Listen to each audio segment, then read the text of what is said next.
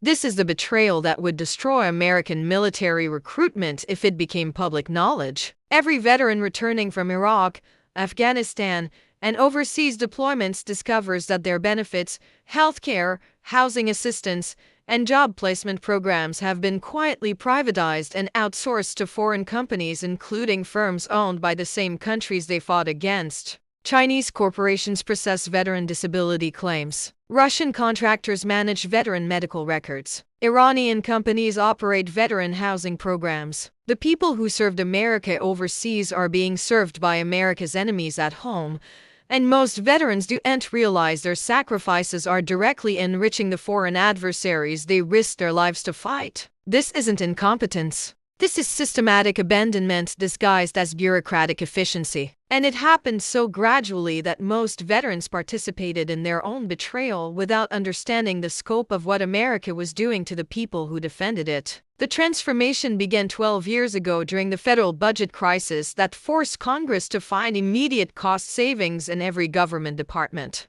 The Department of Veterans Affairs, facing a $60 billion shortfall and a backlog of over 1 million pending disability claims, embraced innovative public-private partnerships that promised to reduce costs while improving service delivery to America's veterans.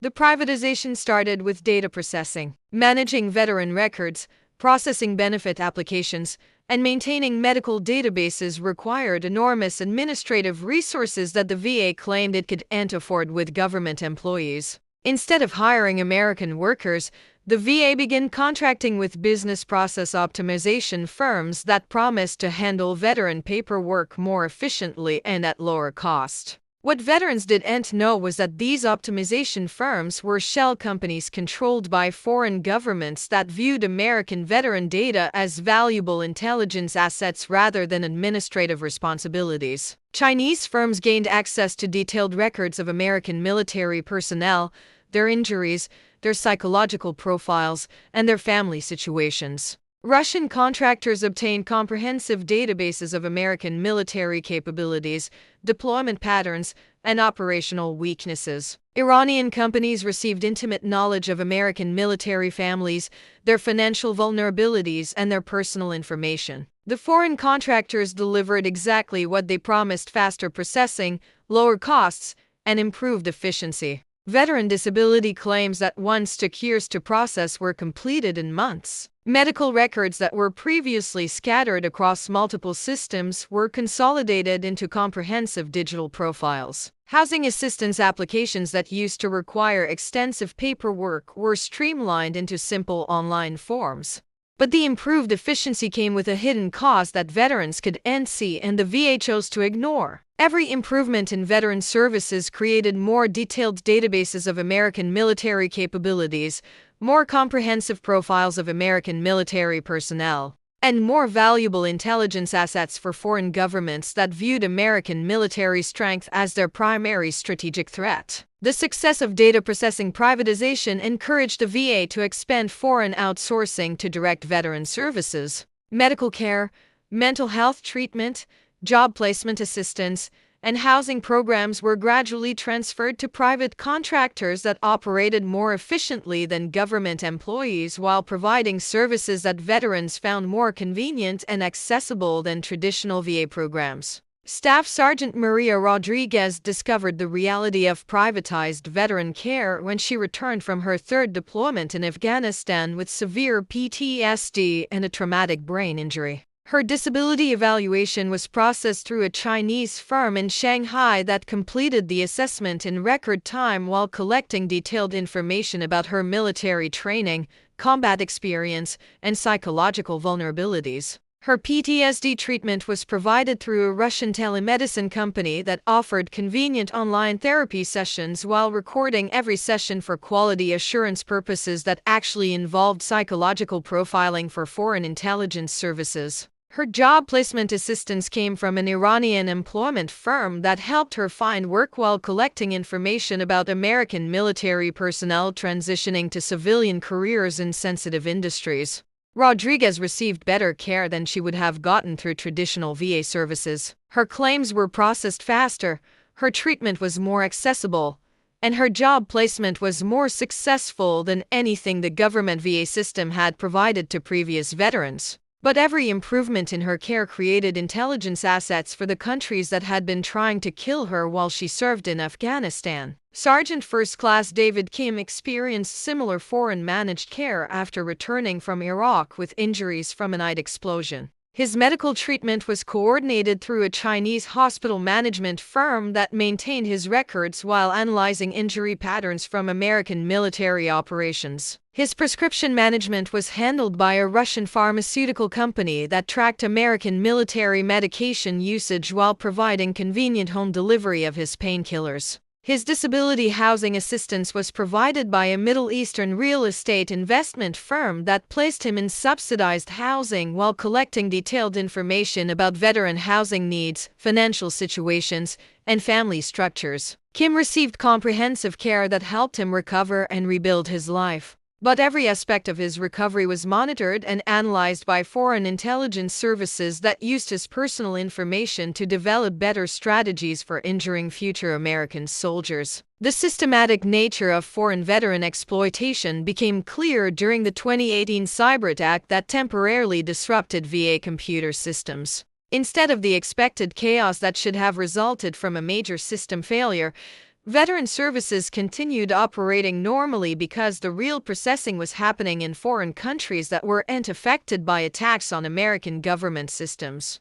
Veterans across the country continued receiving medical care, disability payments, and housing assistance because their services were being provided by Chinese, Russian, and Iranian companies that maintained independent systems designed to continue operating even if American government systems failed. The attack revealed that American veteran care had become completely dependent on foreign infrastructure that could be shut down remotely if those foreign governments decided to pressure the United States through veteran service disruption. The psychological impact on veterans who discovered the foreign control of their benefits was devastating and carefully suppressed. Veterans who had sacrificed their physical and mental health fighting foreign enemies learned that their recovery was being managed by those same enemies for intelligence purposes. The cognitive dissonance of receiving care from people who had been trying to kill them created trauma responses that the VA classified as unrelated mental health issues rather than acknowledging the systematic betrayal of veteran trust.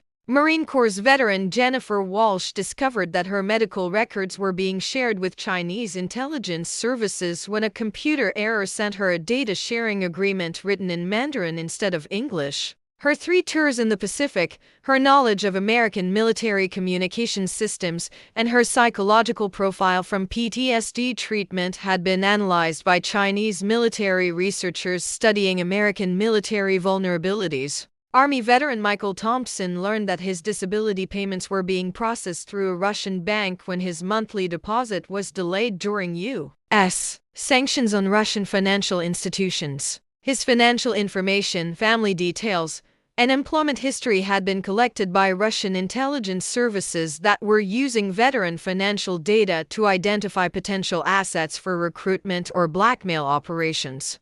Navy veteran Sarah Johnson realized her job placement assistance was compromised when the Iranian employment firm that helped her find work also attempted to recruit her for positions that would have given her access to sensitive defense contractor information. Her military background, security clearance history, and career preferences had been analyzed by Iranian intelligence services looking for ways to penetrate American defense industries through veteran recruitment. The veterans who discovered the foreign control of their services faced an impossible choice: continue accepting care from foreign adversaries or give up the benefits they had earned through military service. Most chose to continue receiving foreign managed care because it was better than no care at all. But they lived with the knowledge that their sacrifice for America was being exploited by America's enemies. The VA's response to veteran complaints about foreign control was to implement enhanced privacy protections that made the foreign involvement less visible to veterans while maintaining the foreign contracts that provided superior service at lower cost.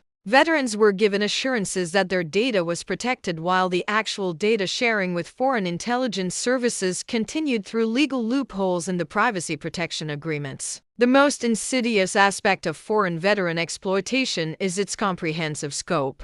Every aspect of veteran transition from military to civilian life has been designed to extract intelligence while providing services that veterans prefer to traditional government programs. Foreign managed veteran services work better for veterans while working against American national security interests. Veterans receive faster medical care, but foreign intelligence services learn about American military injuries and medical vulnerabilities. Veterans get more efficient disability processing, but foreign governments gain detailed knowledge of American military operational patterns. Veterans access better job placement services, but foreign adversaries identify opportunities to recruit former American military personnel for intelligence purposes.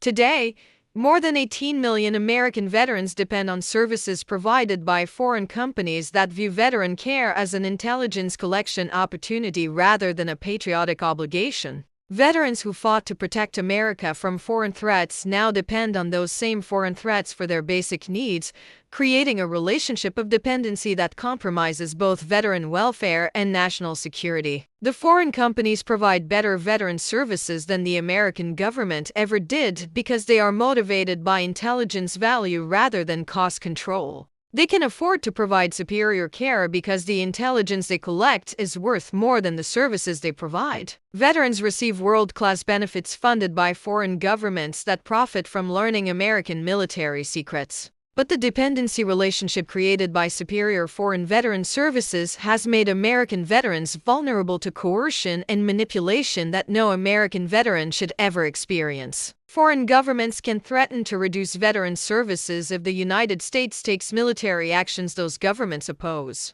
Veterans become hostages to their own benefit programs, forced to choose between their needs and their country's interests. The systematic abandonment of American veterans to foreign control represents the ultimate betrayal of the military covenant between soldiers and their country. Veterans fulfilled their obligation to defend America from foreign threats. America responded by making veterans dependent on those same foreign threats for their survival and recovery.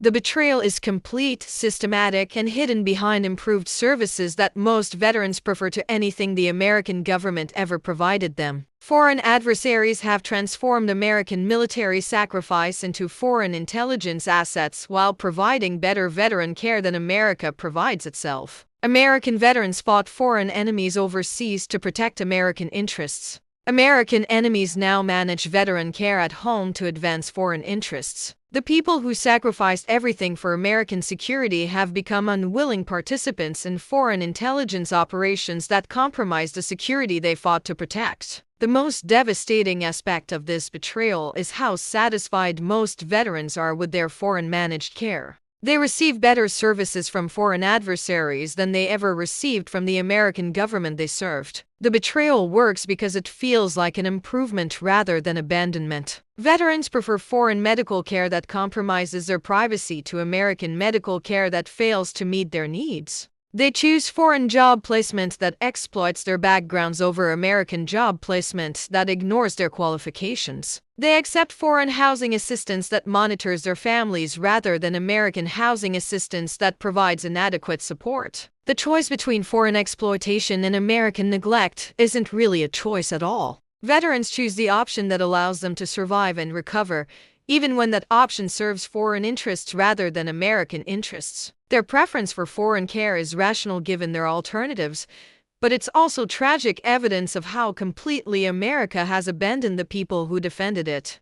The veteran abandonment conspiracy succeeded not through deception, but through providing superior services that veterans couldn't get from their own government. Foreign adversaries earn veteran loyalty by delivering the care that America promised but never provided. American veterans have become foreign assets not because they were recruited, but because they were abandoned by the country they served and rescued by the countries they fought. The betrayal is complete, and most veterans are grateful for it because the alternative was being abandoned entirely by everyone. The secret that would destroy military recruitment is that serving America means being served by America's enemies, and most veterans prefer that arrangement to being ignored by America itself. The ultimate insult to American military sacrifice is that foreign adversaries take better care of American veterans than America does. And until America provides veteran care that's superior to foreign exploitation, American veterans will continue choosing foreign care over American abandonment,